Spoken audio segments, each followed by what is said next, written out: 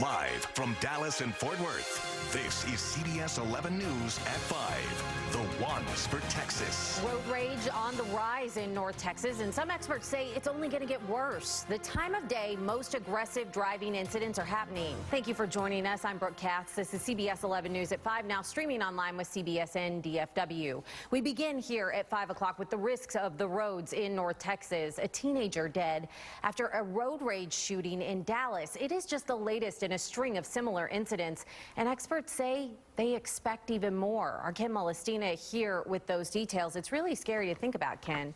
Yeah, it sure is. Brooke, you know, police have been telling us about this for weeks. They say road rage is on the rise, and here's the real scary part about it. In many cases, this is becoming deadly, they say. February, a Highland Park father shot and killed.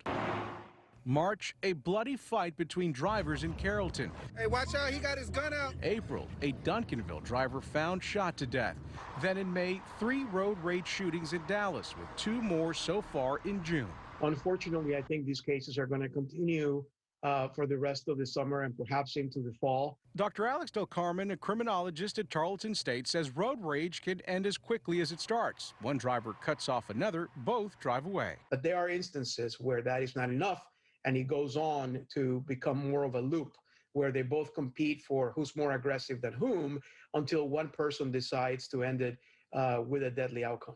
New analysis from the group Everytown for Gun Safety found the average number of road rage shootings nationwide has nearly doubled in the last 4 years, from 22 to 42 per month. You know, Dallas is doing something about it right now. I know Fort Worth has been engaged in that, and so has Arlington. But at the end of the day, you can only see so much during the course of an 8-hour shift as a police officer. Some studies have linked road rage to rising temperatures, unemployment, and the pandemic. But Del Carmen says those reasons don't excuse dangerous drivers. At the end of the day, we're all responsible for our own actions and our own behaviors. When you're behind the wheel and you feel your anger rise, don't react, he says. Stop and think. In the sense that instead of actually competing for an ego, think about your family, think about and assume that that person is armed, assume that that person knows how to use that weapon, and assume that that person may have the intention of using that weapon against you and your loved ones.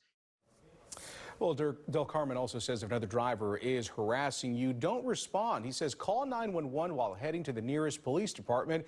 And Brooke, something else to keep in mind for people who are about to hit the roads, and we know so many people are on the roads right now. There's a recent analysis right now of federal crash data that is out, and they found, Brooke, that most aggressive driving incidents actually happen between 6 and 7 p.m., so right around the tail end of rush hour most days. And it's not worth your life, not worth it. Ken, thank you so much.